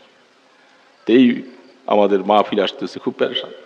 2 জন মানুষ আসছে, হুজুর একটু কথা বলবো, বলেন। দুজনে আসছে, ব্যবসার হালাত ভালো না, অবস্থা খারাপ। আমি বললাম যে আমার কাছে আসছেন, তা আমি কি করব? তার উদ্দেশ্য হলো অন্য অন্য জায়গার মধ্যে গেলে একটা তাবিজ দেয়, তাবিজ দিলে দোকানে লটকা, এরকম আছে না? আমি বললাম, ভাই আমার জীবনে আমি তাবিজ তুমি জানি না, আমি বোকা টোকা মানুষ, আমার কাছে তাবিজ টাবিজ নাই। আমার কাছে আসছেন, আমি আপনাকে নিয়ম বলে দেই। রিজিকে বরকত দেনওয়ালার মালিক আল্লাহ। নামাজগুলি রেগুলার পড়বেন, 5 ওয়াক্ত নামাজ। দাড়িগুলি যে কামাইতেছেন, দাড়িগুলি আর কামাবেন না। তারপরে বললাম, রাত্রির শেষ ভাগে উঠে একটু তাহাজ্জুদ নামাজ পড়েন, পড়ে 2 চোখের পানি ছেড়ে আল্লাহর কাছে কাঁদতে থাকেন।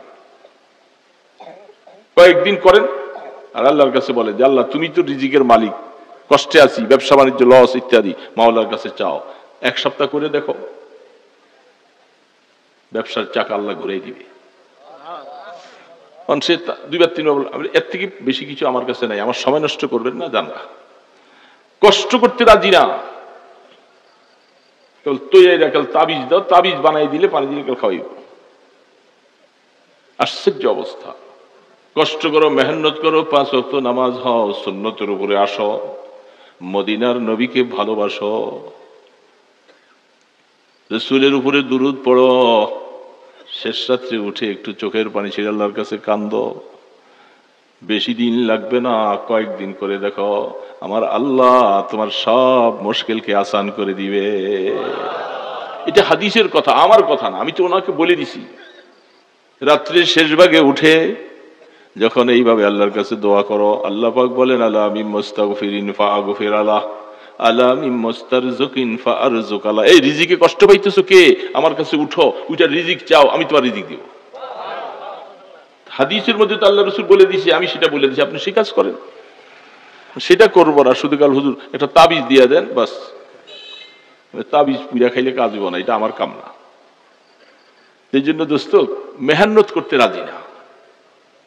ছেলে বিদেশ পাঠাবে, কত আসে, বিরক্ত করে মাঝে মধ্যে অনেক বেশি। শুধু ছেলেটা বিদেশ পাঠাবো, হ্যাঁ অনেক। আপনি ছেলে বিদেশ পাঠাবেন, ছেলেকেও বলেন, আপনিও বলেন, 2 জন মাওলার সাথে সম্পর্ক লাগান। যেহেতু নিবেন তো মাওলার থেকে, তো সম্পর্ক করবেন কার সাথে? মাওলার সাথে সম্পর্ক করো। আল্লাহ বারবার বলতে আছে, তুমি সম্পর্ক আমার সাথে করো, তোমার কোনো অসুবিধা হবে না। মাল্লাহুল মাওলা ফালাহুল কুল। আমাকে বন্ধু বানাও, দুনিয়ার কোনো মানুষ তোমার বন্ধু ছাড়া থাকবে না, সব তোমার বন্ধু হয়ে যাবে।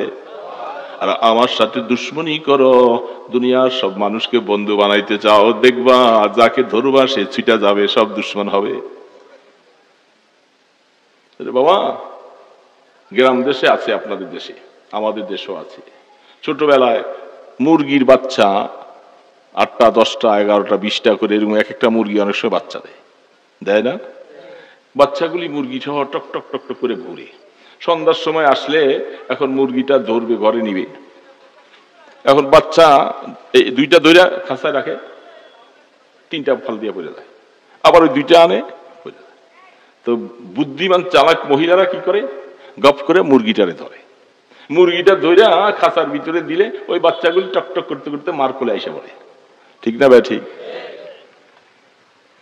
এই জন্য বলতেছি বাবা, মানুষের সাথে মহব্বত সম্পর্ক রাখো, ভালো কথা। মনের অবস্থাটা আল্লাহর সামনে পেশ করে দাও, মাওলা আমি গোলাম তোমার, মাওলার সাথে ভাও লাগাও, দেখবা কোনো কিছুর অসুবিধা হবে না। ওয়ামা মিন দাব্বাতিন ফিল আরদি ইল্লা আলাল্লাহি রিজকুহা।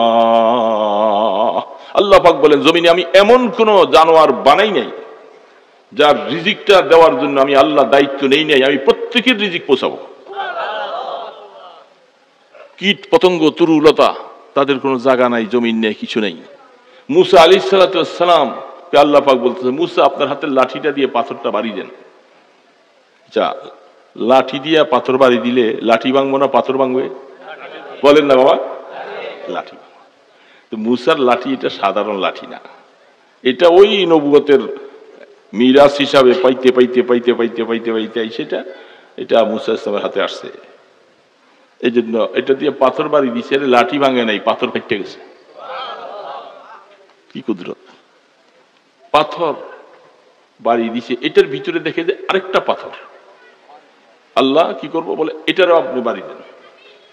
এটা বাড়ি দিছে, দেওয়ার পরে এটার ভিতরে আরেকটা পাথর। বলে আল্লাহ আমি এখন কি করব বলে, আরেকটা বাড়ি মারো।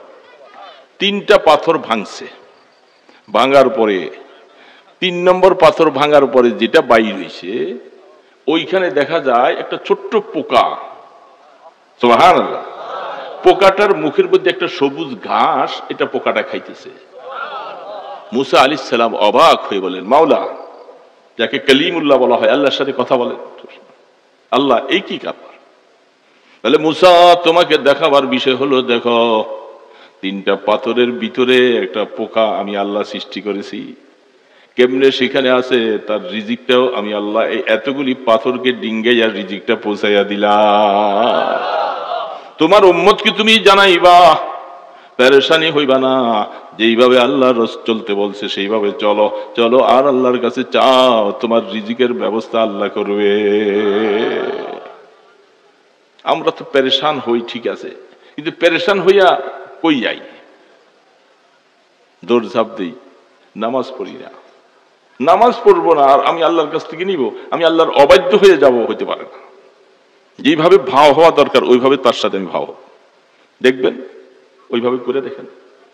কয়দিন চাইছি, কয়দিন দোয়া করছি আল্লাহর কাছে, দোয়া করার সময় তো পাই না। নামাজ টুকু একটু বললে ওই ইমাম সাহেবের সাথে একটু আল্লাহ, এটা তো এটা কোনো মুনাজাত নাকি? এটা তো একটা আমাদের দেশে একটা রুসুম, এটা মুনাজাত না। মুনাজাত কাকে বলে? আল্লাহর সাথে নিরিবিলি কথা বলা।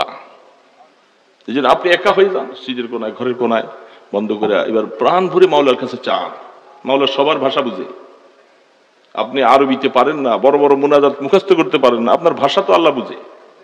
আপনি আপনার ভাষা দিয়ে মাওলাকে বলেন। কিভাবে বলবেন? মাওলা আমি গুনাহগার, গুনাহ করেছি, মাফ করে দাও। দুনিয়াতে ছেলে মেয়ে দিয়েছ, রিজিকের কষ্ট দিও না। আল্লাহ আমার ছেলেটা বিদেশে যাইতে চায়। আমরা অনেক সময় বলে থাকি, বাবা বিদেশে যাইতে চায়, আমাদের কথা হলো দোয়া করতেছি ওইটা, যে আল্লাহ যদি আপনার জন্য যদি মঙ্গল রাখে, ভালো রাখে, তাহলে যেন ব্যবস্থা করে দেয়। আর যদি ভালো আল্লাহ পাক মনে না করে, সেখানে যাইয়াও আপনার কোনো ফায়দা হবে না। টাকা পয়সা সব মাইর যাইব, আবার যেই খালি আব্দুল্লাহ ফিরে আইবা। কি ঠিক না ভাই? ঠিক বলেন। এই জন্য মাওলা যদি আপনার জন্য মঙ্গল রাখে, কারণ কোরআনে আয়াত আছে, আসা আন তুহিব্বু শাইআন ওয়া হুয়া শাররুল লাকুম আসা আন তাকরাহু শাইআন ওয়া হুয়া খায়রুল লাকুম। আল্লাহর কোরআন বলতেছি, জীবনে বহুত জিনিস আছে তুমি চাইতেছো এটা তোমার হয়ে যাক, এরকম আমরা চাই না অনেক কিছু। আল্লাহ পাক বলে আমি দেখি এটা যদি আমি বান্দাকে দিয়া দেই তার ক্ষতি হবে, সে জানে না, এই জন্য তার এই দোয়া আমি কবুল করি না, কারণ সে জানে না এটার ভবিষ্যৎটা কি, আমি আল্লাহ জানি। আবার জীবনে এমন বহু জিনিস আছে বান্দা চায় না এটা যেন না হয় না হয় না হয়, আল্লাহ বলে আমি দেখতেছি এটার মধ্যে আমার বান্দার উপকার আছে, না চাইলেও আমি জোর করে দিয়ে দে। আল্লাহ আল্লাহ আল্লাহ, বাবা কি বলবো। তো রিজিকের মালিক আল্লাহ, ওই বাঘটাকেও আল্লাহ হরিণ একটা রিজিক দিছে, ওই কথা মনে আছে না, রিজিক দিছে। এখন বাঘ বলতেছে এই সালমা ইবনে আকওয়া আমার মুখের থেকে আমার রিজিকটা কাইরা নিয়ে গেলা, তুমি আমার রিজিকটা কেন কাইরা নিলা? হযরত সালমা রাদিয়াল্লাহু তাআলা আনহু অবাক হয়ে গেলেন। তখন বলতেছে কি আশ্চর্য কথা, বাঘ মানুষের মতো কথা বলে, আবার আমার নামও বলে, এটা কি? বাঘ পাল্টা জবাব দিতেছে, তুমি আমার কথা শুইনা তুমি খুব আশ্চর্য হয়ে গেলা? সালমা শোনো, তোমার মতো একজন পালোয়ান শক্তিশালী মানুষ, বড় আশ্চর্য বিষয় হলো মুহাম্মদুর রাসূলুল্লাহ সাল্লাল্লাহু আলাইহি সাল্লাম তিনি মক্কা থেকে হিজরত করে মদিনায় চলে গেছে, মানুষকে ইসলামের দিকে দাওয়াত দেয়, মক্কাবাসী তাকে বাইর করে দিয়েছে। তোমার মতো এত শক্তিশালী মানুষটা তুমি এখনো ইসলাম গ্রহণ করলা না, এটা আমার কাছে বড় আশ্চর্য লাগে।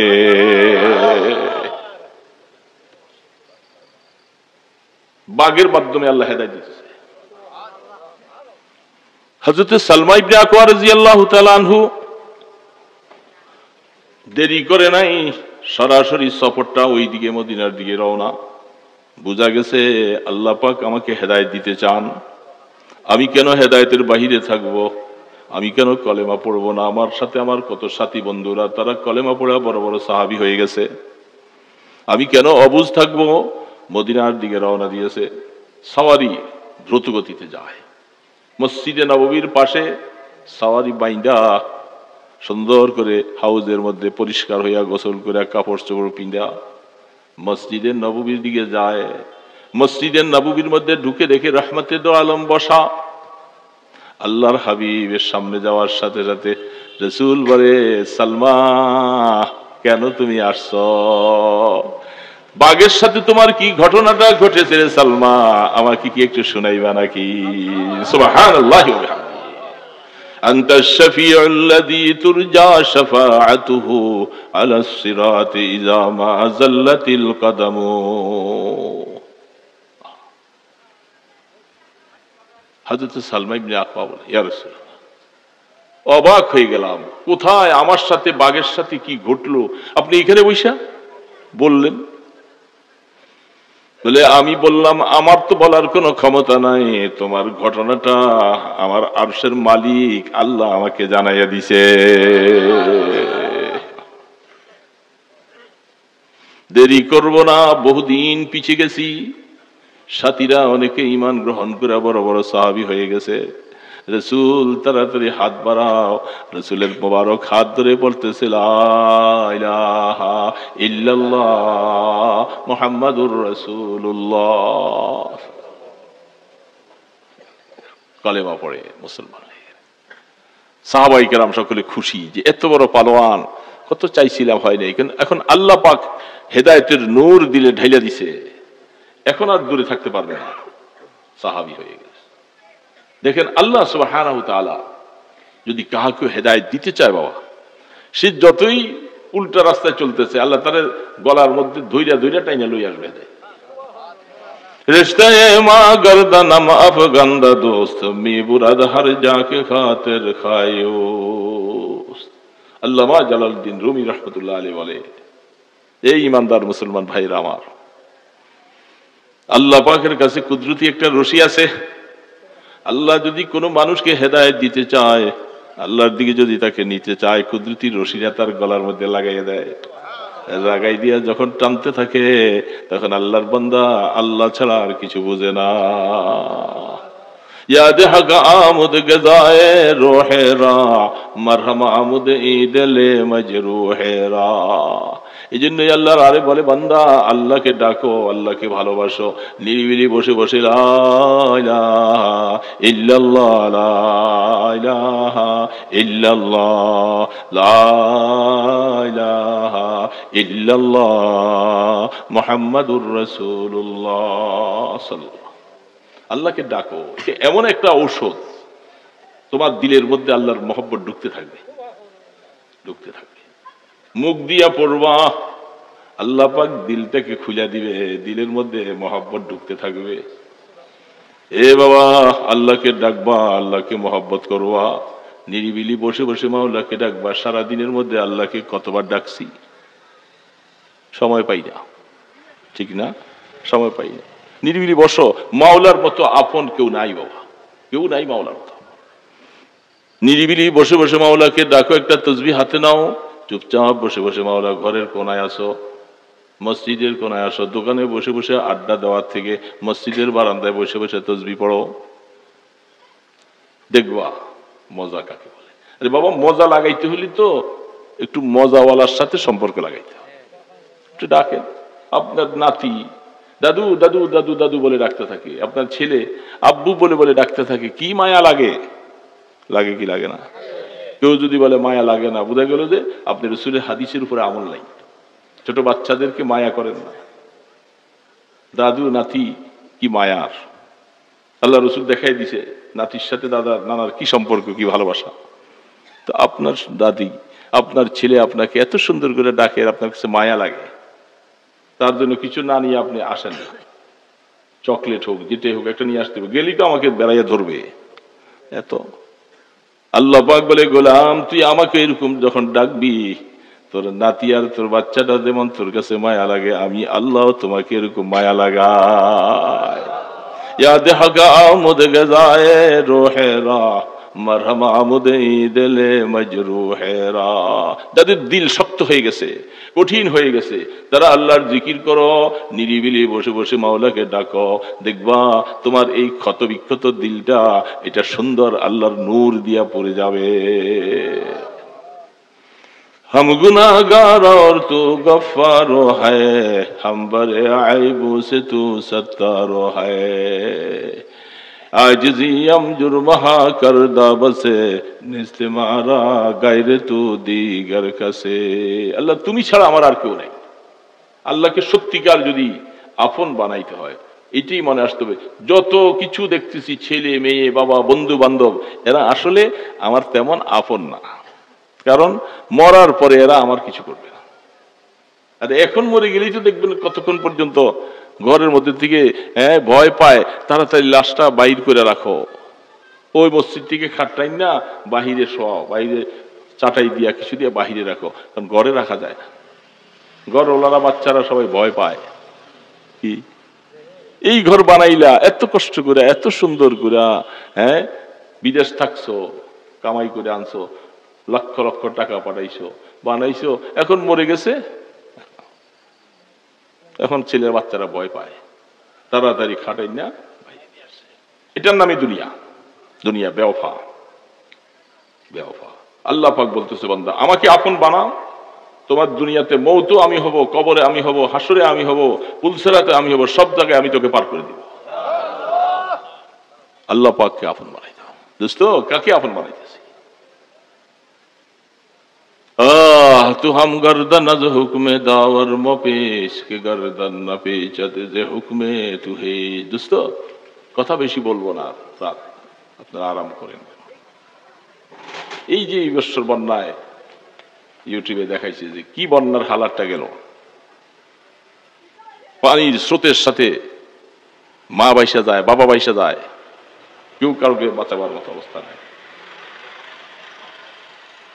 কেউ বাঁচাবার। বাবা মারা গেছে, কি করবে? ওই কলা গাছ একটার মধ্যে উঠে দিছে বাসায়। এই তো হায়াত, এটা জিন্দিগির আমাকে চোখে দেখার মধ্যে। এগুলা দেখেও কি একটু হাসিল করি না? দোকানে বসে বসে আড্ডা মারে, আহা কত সময়, এখন বুড়া হয়ে গেছে, এখন কি দোকানে বসে থাকার সময় আছে? গ্রাম দেশের মানুষ তো অনেক আগে আগে শুয়ে যায়, এশার নামাজ প্রায় 7টা 7:15 এসা পড়ে খাওয়া দাওয়া খেয়ে 8টা 8:30 ভিতরে বিছনায় চলে যায়, কি ঠিক না? ঘুমান 9টায় যদি ঘুমান 10, 11, 12, 1, 2, 3, 4 প্রায় 7 ঘন্টা ঘুমাবার পরে আপনার ঘুম কি আর ভাঙে না? ওই সময় ঘুমটা ভাঙে না, উঠে একটু অজু টজু করেন, অজু করে একটু আল্লাহর সামনে দাঁড়াও না, 2-4 রাকাত নামাজ পড়ি। বাবা নামাজ পড়ে সূরা ফাতিহা একবার পড়েন, কুল হুয়াল্লাহ 3 বার পড়েন বা 10 বার পড়েন, দুরূদ শরীফ পড়ে আল্লাহর কাছে কয়েকটা দিন করেন, দেখবেন যে চোখের পানি আসতে থাকবে, দিলটা নরম হয়ে যাবে। আল্লাহ পাক বলে দেবে, ও গোলাম, এই রাত্রে সব মানুষ ঘুমাইয়া রয়েছে, তুই উঠলি কেন? কেন উঠছস? আমার মায়ায়। দেখবেন চোখে পানি ছাড়বে, নিজের গুনার কথা স্মরণ হবে, চোখে পানি ছেড়ে দেবে। যখন চোখে পানি ছাড়বে, এ আমার দোস্ত ভাইয়েরা আমার, তুমি মনে মনে আশ্বস্ত হও যে আল্লাহর রহমত আমার দিকে নাজিল হইতেছে। না তোমার চোখে পানি ছাড়তো না, যখন চোখে পানি ছেড়ে দিছে বুঝবেন যে আল্লাহর রহমত আসতেছে, গুনাহ মাফ হওয়ার ব্যবস্থা হইতেছে।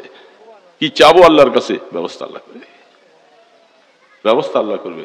করতে চাই না তো বাবা, এগুলো করতে চাই না, শুধু কাল গল্প করে করে হায়াত কাটাইতেছি, দুনিয়ার ব্যস্ততা দেখাই দেখে হায়াত কাটাইতেছি। একটু উঠো উঠো উঠো, খোদার বান্দা, রাত্রি একটু উঠো, শেষ রাত্রে উঠো, দেখবেন আপনি যে আল্লাহ আপনাকে কত মায়া করে, আল্লাহর জন্য আপনার কি মায়া লাগবে। আরে বাবা, আল্লাহর জন্য মায়া না লাগবে তাহলে কেমন গোলাম হইলাম? আমি কি গোলাম হয়েছি? আমি আল্লাহর জন্য মায়া লাগে না আমার? মায়া তো আল্লাহ কি করবো, কাকে করবো? আর এই জন্য আল্লাহকে মায়া করা বারবার দেবে, ডাকতে থাকবো লা ইলাহা ইল্লাল্লাহ, লা ইলাহা ইল্লাল্লাহ, লা ইলাহা ইল্লাল্লাহ মুহাম্মাদুর রাসূলুল্লাহ। মদিনার নবীর জন্য মায়া লাগে না? কত মানুষ দেখেন রওজার সামনে, এখন তো হালাত অন্যরকম হয়ে গেছে, আগের মতো অবস্থা নাই। আগে রওজা পাকের সামনে দেয়া দাঁড়ানোর সুযোগ ছিল, রওজার সামনে ওই পিলারের পাশে একটু দাঁড়ান যেত। এখন কতটা ভাগ ভাগ করে এখান দিয়ে যান, ওইখান দিয়ে যান, এখান দিয়ে যান, সেখানে দাঁড়াইতে দেয় না, অনেক সময় পিছনে যাইয়া দাঁড়াবে তাও দেয় না। এই জন্য অনেক সময় আশেকরা পাগল হয়ে যায়, মদিনার আশেকওয়ালারা সেখানে পাগল হয়ে যায়, বেশি কান্ত দেন এরা। এরা মনে করে কবরওয়ালার কাছে কিছু চায় কিনা, এই তারা বিভিন্ন রকমের বেশি শক্তি করে তারা। এই জন্য ওই পাশে পিলারের পাশে দাঁড়াইয়া থেকে রওজা আথার দিকে কতক্ষণ নজরে চাইয়া থাকেন আর সালাম দিতে থাকেন। বলেন যে আমার মতো একটা গোলাম আমাকে আল্লাহ তুমি বাংলাদেশ থেকে সফর করাইয়া তোমার বন্ধুর কবরের সামনে আনছো, যাকে আমি সালাম দিতেছি, আমার রসুল সালামের জবাব নিজে দিতেছে, সেখানে যে সালাম দিতে কি মায়া। ইয়া খায়রা মান দুফিনাত বিল কারি আযমুহু ফাতাবা মিন তিবিহিনাল কারু ওয়াল আকামু। আজীব হালাত, এমন জাত আল্লাহ তুমি এখানে দাফন করেছ যার শরীরের সাথে মাটি লাইগা, মাটিটার দাম আল্লাহর আরশ থেকে বেশি। এই রসুলের শরীরের সাথে যে মাটি লাগছে, যেন মদিনাওয়ালার জন্য মায়া লাগবে না, আল্লাহর জন্য মায়া লাগবে না, তবে কি গোলাম আমি? গোলামটা কেমন গোলাম হয়েছি আমি? শুধু আমার ছেলে মেয়েদেরকে মায়া করবো? এই জন্য বাবা আল্লাহকে মায়া করো। মায়া লাগার জন্য আল্লাহকে ডাকতে হবে। জিকির করতে পারবো না, জিকির করবো, নিরিবিলি বসে বসে জিকির করবো, বেশি বেশি করে নিরিবিলি জিকির করবো। ইল্লাল্লাহ ইল্লাল্লাহ ইল্লাল্লাহ ইল্লাল্লাহ ইল্লাল্লাহ ইল্লাল্লাহ ইল্লাল্লাহ ইল্লাল্লাহ ইল্লাল্লাহ ইল্লাল্লাহ ইল্লাল্লাহ ইল্লাল্লাহ। এইভাবে আপনি ডাকেন, চক্ষু বন্ধ করে কলবের দিকে খেয়াল করে ডাকতে থাকেন। আস্তে আস্তে ময়লাগুলি দূর হবে, হাতুড়ার বাড়ি দিলে যেরকম ঝংকার দূর হয়ে যায়, ইল্লাল্লাহর ধাক্কাতে কলবের ময়লা দূর হবে। হইতে হইতে কলবটা ধপধপ করবে, আয়নার মতো পরিষ্কার হবে, যা শুনবেন সে ডুববে। আল্লাহ পাক মায়া সৃষ্টি করে, মায়া লাগবে। আল্লাহকে ছাড়া কিছু ভালো লাগে না, মোনাজাত ছাড়া মজা লাগে না, আল্লাহর কাছে কানতে না পারলে মজা লাগে না। এগুলি তখন মজা লাগবে বাবা। এই জন্য কথা শেষ, কথা আর নয়, আল্লাহকে আপন বানাবো, চেষ্টা করবো ইনশাআল্লাহ। গুনাহ আল্লাহর কাছে মাফ চাইতে থাকবো, ইস্তেগফার করবো। রিজিকের জন্য মানুষের দুয়ারে দৌড়াবো কত, আল্লাহ দুয়ারে চাইতে থাকি, মানুষের দিল আল্লাহ ঘুরে দিবে। এই জন্য সবসময় নিজের ছেলে মেয়েকে নামাজি বানাবার চেষ্টা করো। এ যুবক বাবাজিরা, নামাজ পড়বা তো? পড়বা না রে বাবা? নামাজ পড়ো, নামাজের মাধ্যমে তো আল্লাহর সাহায্য চাইবা। মুসলমান নামাজ পড়বে না তো নামাজ পড়বে কারা? হিন্দুরা পড়বে, ইহুদি খ্রিস্টান, তো মুসলমানও পড়বে না, তো তাহলে আল্লাহ নামাজটা দিচ্ছেন কার জন্য? কার জন্য? এটি বড় আফসোস, আমার মুসলমানরাও পড়ে না, হিন্দু কাফের মুশরিক এরাও পড়ে না, তা আল্লাহ পাক বলে তা আমাকে সেজদা কারা দিবে? তোমরা সেজদা দিলা না। এই জন্য সবসময় চেষ্টা করব, যত ব্যস্ততাই হোক আমার নামাজ যেন ছুটে না যায়। পারবো না ইনশাআল্লাহ? তো দোয়া করি। আর কেউ আছে? এখানে কোনো কথা আছে আপনাদের? মসজিদের সভাপতি কফিউদ্দিন শেখ উনি মাহফিল 20,000 টাকা দিয়েছেন, আর দেশপর যারা আছে মামুনের টাকা দিয়েছে, সবাই দোয়া চাই। আচ্ছা আচ্ছা, মাশাআল্লাহ। যে এটাই মাহফিলের তো উসিলায় না হলে মাহফিল হবে কেমন করে? সবসময় একটা ভালো কাজ। এই যে 2-4টা কথা আমরা বললাম, শুনলাম, যদি আল্লাহ পাকের বান্দাদের দিলের মধ্যে যদি আমলের আগ্রহ পয়দা হয়, পুরা টাকাওয়ালারা সওয়াব পেয়ে যাবে। তারা বলবে যে আমাদের সার্থক হলো মাহফিল, মাহফিল করে হাঁটতে হয়। এই জন্য সবার জন্য দোয়া করো, নেক আমল যেন করতে পারি, আল্লাহকে ভুলে যাব না, নামাজ রেগুলার পড়বো, চেষ্টা করবো তো ইনশাআল্লাহ। আস্তাগফিরুল্লাহাল্লাযী লা ইলাহা ইল্লা হুয়াল হাইয়ুল কাইয়্যুম ওয়া আতুবু ইলাইহি। আস্তাগফিরুল্লাহাল্লাযী লা ইলাহা ইল্লা হুয়াল হাইয়ুল কাইয়্যুম ওয়া আতুবু ইলাইহি। আস্তাগফিরুল্লাহাল্লাযী লা ইলাহা ইল্লা হুয়াল হাইয়ুল কাইয়্যুম ওয়া আতুবু ইলাইহি। লা হাওলা ওয়ালা কুওয়াতা ইল্লা বিল্লাহিল আলিয়্যিল আযীম। বেশি বেশি করে লা হাওলা ওয়ালা পড়ব। যে কোনো পেরেশানি লা হাওলা ওয়ালা, এগুলোর উপরে বলবো না, কথা বললে লম্বা হয়ে যাবে। সমস্যা, মুসিবত, পেরেশানি, এটার ঔষধ হলো লা হাওলা ওয়ালা। এটা আল্লাহ রাসূল বলছেন, বেশি বেশি করে পড়বো। পারবো না? এটা ঔষধ আল্লাহ তরফ থেকে দিয়েছে, কানজুম মিন কুনুজিল জান্নাহ, এটা আমল। আর দুরূদ শরীফ, মদিনার নবীর উপরে দুরূদ পড়তে থাকবো যখনই সুযোগ পাই। ওযু লাগবে, ওযু ছাড়াও দুরূদ পড়া যায়। اللهم صل على محمد وعلى آله وأصحابه وبارك وسلم. اللهم صل على محمد وعلى آله وأصحابه وبارك وسلم. اللهم صل على محمد وعلى آله وأصحابه وبارك وسلم. الحمد لله رب العالمين، والصلاة والسلام على أشرف الأنبياء والمرسلين.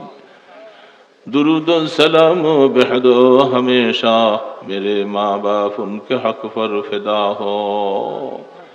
या हय्यु या कय्यूम बिरहमतिका नस्तगीस। या रहमान या रहीम या गफ्फार या सत्तार। ए मौला, আমরা গুনাহগারেরা হাত তুলেছি আল্লাহ, গুনাহ করে করে আল্লাহ আপনাকে নারাজ করে ফেলছি গো আল্লাহ। আমরা মাফ চাই, তওবা করতেছি, আমাদের জীবনের গুনাহগুলি মাফ করে দাও আল্লাহ। আমরা সবাই কবরের যাত্রী, মা বাবা দাদা দাদি সবাইকে রেখে আসছি আল্লাহ। কখন যেন আমার ডাক চলে আসে গো আল্লাহ। আল্লাহ, কি নিয়ে কবরে যাব? কবরের কোনো সাবান নাই, খালি হাতে রওনা দিয়েছি আল্লাহ। আল্লাহ, কবরের ডাক দেওয়ার আগে আগে গুনাহগুলি মাফ করে দিও গো আল্লাহ। আমাদের সাথে রাগ করো না, তুমি রাগ করলে আমাদেরকে কে মায়া করবে গো আল্লাহ। আল্লাহ, একটু গোলাম বলে স্বীকৃতি দিও। দুনিয়ার জায়গায় পড়ে থাকবে, আমরা তোমার ডাকে চলে যাব আল্লাহ। মওতের সময় আমাদেরকে ঈমানের মওত দিও গো আল্লাহ। শয়তানের ওয়াসওয়াসা থেকে হেফাজত করো। শয়তান আমাদের ঈমান নষ্ট করার জন্য চতুর্দিকে বেষ্টনী দিয়া আমাদেরকে ধোঁকা দিবে, ফেরেশতা পাঠাইয়া আমাদের ঈমানের হেফাজত করিও আল্লাহ। আব্বা যখন শুয়ে যায় মওতের বিচারে, ছেলে মেয়েরা পাশে বসে আল্লাহ গালের মধ্যে মুখের মধ্যে পানি দেয়, গড়াইয়া গড়াইয়া পড়ে যায়। এ রহমানুর রহিম, ওই সময় তোমার নূরের তাজাল্লি দিয়ে আমাদেরকে ঈমানের সাথে কবুল করে নিও আল্লাহ। মওতের পরে আমাদের কবরটাকে রহমতের কবর বানাইয়া দিও আল্লাহ। এখন মওত হয়ে গেলে কয়েক ঘন্টা পরে ঠিকানাটা কবর হয়ে যাবে গো আল্লাহ। এই চশমা থাকবে না, গায়ের জামা কাপড় গুলি সব কেটে বাইর করে ফেলবে আল্লাহ। একটা চাদর দিয়া বাইরে ফেলে রাখবে, আর ঘরে নিবে না, আমাকে খাটের মধ্যে আর শোয়াবে না গো আল্লাহ। আল্লাহ কিছুক্ষণ পরে কবরের দেশে নিয়ে যাবে, সবাই চলে আসবে, আবার খবর নেওয়ার মতো আর কেউ থাকবে না গো আল্লাহ।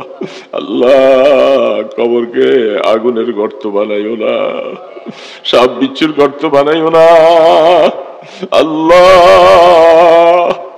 তিনটা প্রশ্ন করার জন্য ফেরেশতা কবরে আসবে, যদি প্রশ্নের জবাব দিতে না পারি কবরটা জাহান্নামের গর্ত হয়ে যাবে আল্লাহ। জবানে এই জবাবগুলি দিবার মতো তৌফিক দিও গো আল্লাহ। আল্লাহ আমরা ভুলে গেছি, তুমি আমাদেরকে ভুলে যাইও না। কিয়ামতের ময়দানে আমলনামা ডান হাতে দিও, মাথার উপরে সূর্যের তাপ হবে, মগজগুলি খসে খসে পড়ে যাবে। এ রহমানুর রহিম, তোমার আরশের নিচে একটু জায়গা দিও গো আল্লাহ। আল্লাহ তোমার বন্ধুর কাছে হাউজে কাউসার থাকবে, একটা গ্লাস পান করাই দিও, আর কোথাও পানি থাকবে না, কলিজাটা ফেটে যাবে গো আল্লাহ। দয়াল নবীর হাতে আমাদেরকে একটা গ্লাস হাউজে কাউসার দিও। এ রহমান, হিসাবের কড়াকড়ি করো না, তুমি হিসাব নিবা, যার্রা পরিমাণ করে হিসাব নিবা গো আল্লাহ। আমরা হিসাব দিবার মতো আমাদের কাছে কিছু নাই আল্লাহ। বিনা হিসাবে মাফ করে দিয়া জান্নাতুল ফেরদাউসের মালিক বানাই দিও আল্লাহ। পুলসেরাত পার হওয়া কঠিন মাসালা হবে গো আল্লাহ, তার নিচে জাহান্নাম ধাউ ধাউ করে জ্বলে, জাহান্নামীরা কেটে কেটে জাহান্নামে পড়ে যাবে আল্লাহ। তোমার বান্দা যাকে পার করাইবা সে 2 রাকাত ফজরের নামাজের সময় দিয়া পার হয়ে যাবে। এ রহমানুর রহিম, আমাদেরকে তুমি দুনিয়ার মধ্যে যতদিন রাখো আল্লাহ রিজিকের কষ্ট দিও না আল্লাহ। আল্লাহ তোমার রিজিক কত শিগাল কুকুরে খায়, আমরা তোমাকে সেজদা করি আল্লাহ, আমাদেরকে রিজিকের কষ্ট দিও না আল্লাহ। আল্লাহ প্রত্যেকের হালাল রিজিকে বরকত দিয়া দাও আল্লাহ। অসুস্থদেরকে শিফা দান করে দাও, সুস্থতার হায়াত দান করো, কঠিন জটিল রোগে আক্রান্ত করে দিও না গো আল্লাহ। তোমার ঘর গিয়া তোমাকে সেজদা দেওয়ার তৌফিক দিও। আমাদের ছেলে মেয়েদেরকে হেদায়েত দিয়ে দাও, নামাজি মুত্তাকি বানাইয়া দাও। বেনামাজি সন্তানের বাবা আমাদেরকে বানাইও না আল্লাহ। আল্লাহ যুবকদেরকে নামাজি বানাও, দিলটা তোমার দিকে ফিরাইয়া দাও। একটা যুবককে আর তুমি বেনামাজি রাখো না আল্লাহ, তাদের দিল তোমার দিকে ফিরাও না গো আল্লাহ। মদিনার নবীর রওজার দিকে ফিরাইয়া দাও। রসুলকে ছাড়া আমরা কার কাছে যাব? নবীকে আমরা আপন বানাইবার তৌফিক দিও আল্লাহ। যারা মাহফিলের জন্য আয়োজন করেছেন, টাকা পয়সা দিয়েছে, সবার দানগুলাকে কবুল করে নাও আল্লাহ। দুনিয়া ও আখিরাতের ভালাই নসিব করে দাও। যারা প্রবাসে আছে তাদের সকলকে ভালোভাবে থাকার তৌফিক দিও আল্লাহ। আত্রাফের মুসলমানদের ঘরে ঘরে আল্লাহ দ্বীনি হাওয়া চালু করে দাও আল্লাহ। কোরআন তেলাওয়াতের পরিবেশ দিয়ে দাও আল্লাহ। আল্লাহ দয়া করে মেহেরবানি করে আমাদের দুরুদ সালামের হাদিয়া সোনার মদিনায় পৌঁছায়া দাও। আপনার হাবিবের কদম মোবারকের উসিলায়, আপনার ইসমে আজমের উসিলায় আমাদের দোয়াগুলাকে কবুল করে নাও। সাল্লাল্লাহু তাআলা আলা খায়রি খালকিহি মুহাম্মাদিন ওয়া আলা আলিহি ওয়া আসহাবিহি আজমাইন বিরহমাতিকা ইয়া আরহামার রাহিমিন।